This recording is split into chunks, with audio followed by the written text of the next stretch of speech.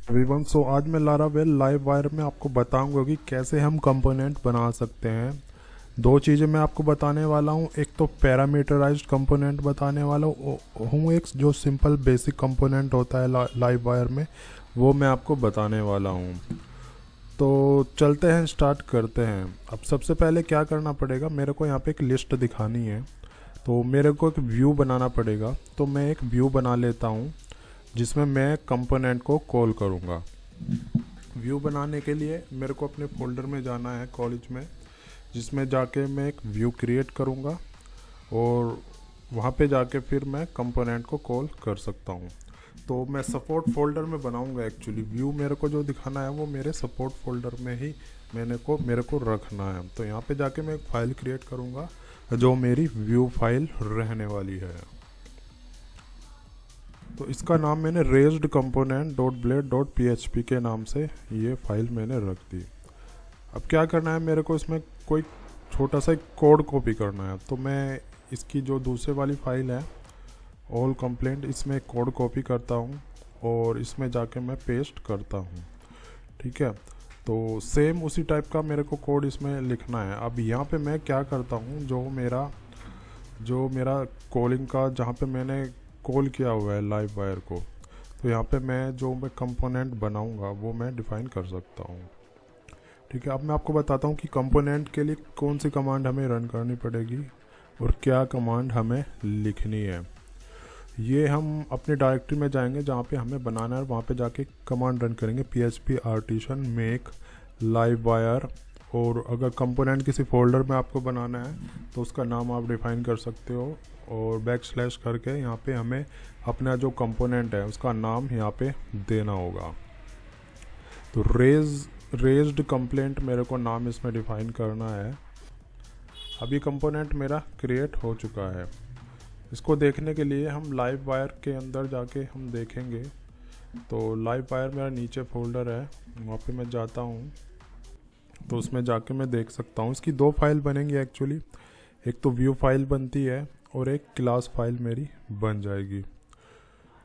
तो इस टाइप से ये मेरी क्लास फाइल है एक्चुअली, जो कैपिटल नेम में रहेगी।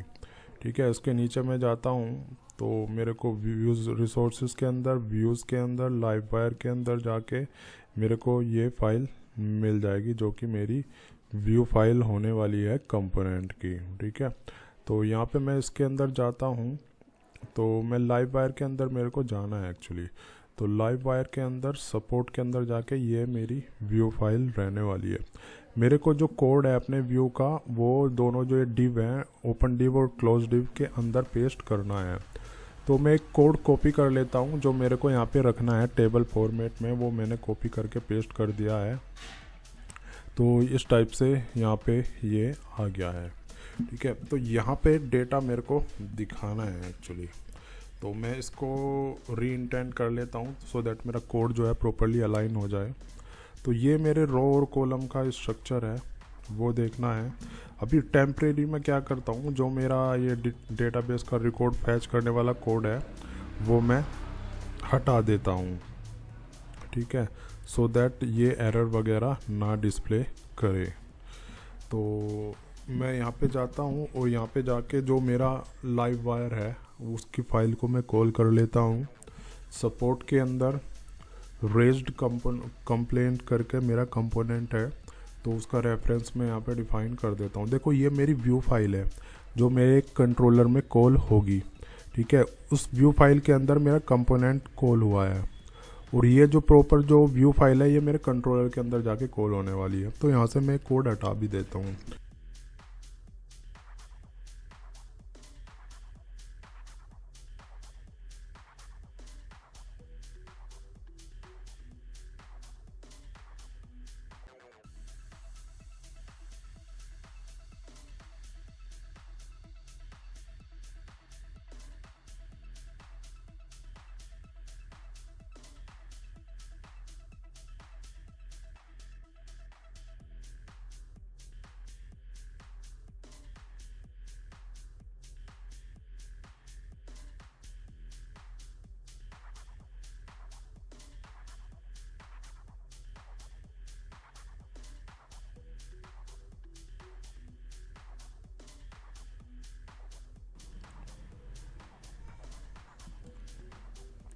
तो यहाँ पे मैंने कंट्रोलर में जाके मैंने फंक्शन बना दिया शो रेज्ड कंपोनेंट पेज, और उसमें मैंने डिफ़ाइन कर दिया जो मेरे व्यू की फ़ाइल का नेम है।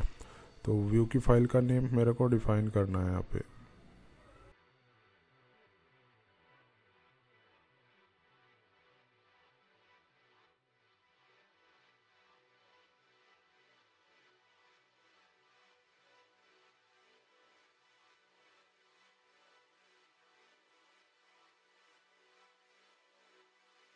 अब जाता हूँ मैं राउट वाली फ़ाइल में। जो मेरी राउट वाली फ़ाइल है वो ये फ़ाइल है, तो यहाँ पे जाके मेरे को राउट बनाने हैं सो दैट ब्राउज़र में वो लोड हो सके।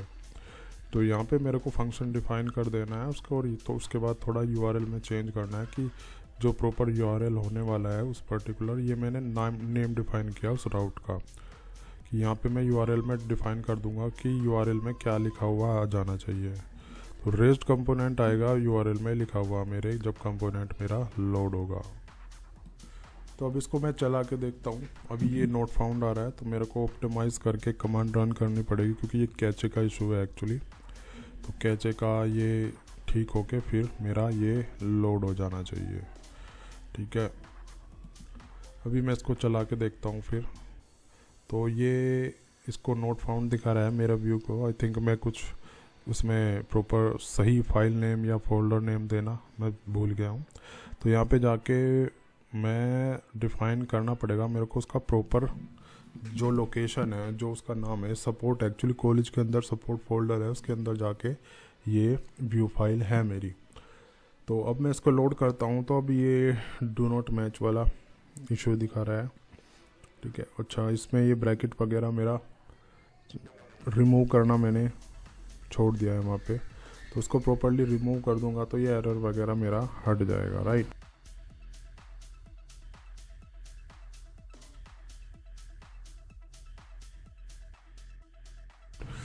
तो मैं इसको रिमूव कर लेता हूँ। अभी मैं इसको अगर लोड करके देखता हूँ कि क्या ये दिखाता है अभी। तो अभी ये प्रॉपर्ली लोड हो रहा है मेरा पेज, राइट।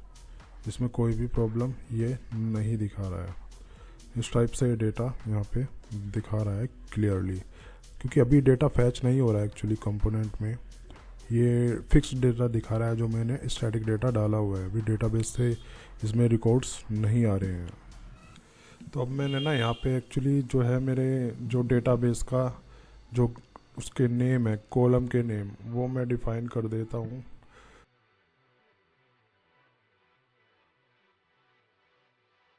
तो वो मैं 1 बाय 1 डिफ़ाइन कर रहा हूँ यहाँ पे, जो मेरे डेटाबेस के कॉलम का नेम है। और ऊपर हेडर में मैंने डिफ़ाइन कर दिया है कि उसके हेडर्स क्या क्या होने वाले हैं। तो मेरा ये रिकॉर्ड फैच हो चुका है एक्चुअली, क्योंकि रिकॉर्ड उठ के आ रहा है, लेकिन के हेडर और बीच के जो बॉडी है वो मैच नहीं कर रही है। तो इसमें एक कॉलम का हेडर मैं और ऐड कर देता हूँ सो दैट मेरे डेटा मैच हो जाए प्रॉपर्ली, ऊपर और नीचे वाला। तो अब ये इनके हेडर फुटर मैच हो जाने चाहिए, तो इससे ये डेटा दोनों तरीके से मैच हो जाएगा। तो ये तो था एक सिंपल तरीका जो हम कंपोनेंट बना सकते हैं और डेटाबेस में रिकॉर्ड फैच हम कर सकते हैं, उसको रीयूज़ कर सकते हैं। अब मैं आपको बताने वाला हूँ कि पैरामीटराइज्ड कंपोनेंट कैसे बनाते हैं। तो अब मैं क्या करूँगा, यहाँ जो मेरा ये कंट्रोलर के अंदर जो मैंने व्यू का रेफरेंस दिया हुआ है, यहाँ पे मैं डेटा फैच करूँगा मेरे डेटा टेबल से और कॉम्पैक्ट करके यहाँ पे मैं पास करने वाला हूँ।